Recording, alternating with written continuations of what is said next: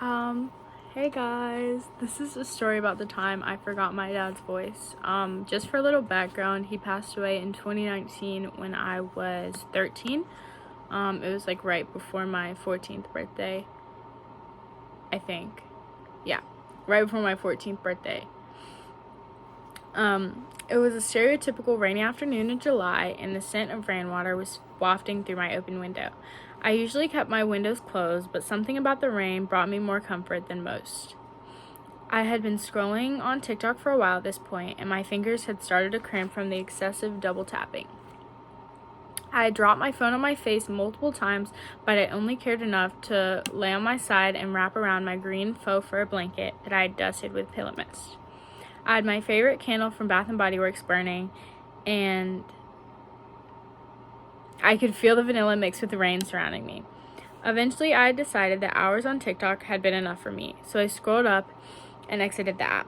My fingers moved almost as if they had a mind of their own, and before I knew it, I had pressed on the small yellow ghost icon.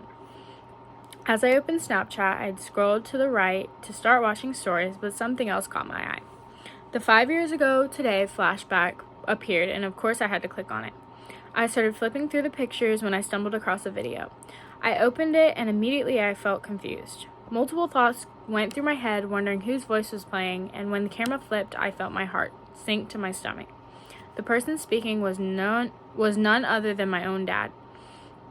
It took a second to process, and once it did, I had wished that I had never opened the app. I felt the all too familiar stinging behind my eyes, and the tears began to flow out.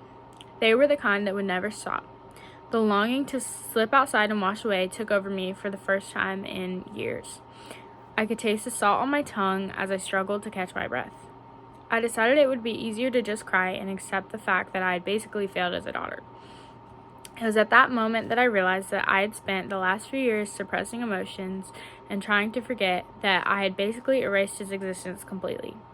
To me, he was just a faded memory that had been almost completely erased by now. I had spent more time erasing the good and replacing it with the bad that I had forgotten the most important things about him. No matter how many times you tell yourself that it will never happen to you and you're different, it's inevitable.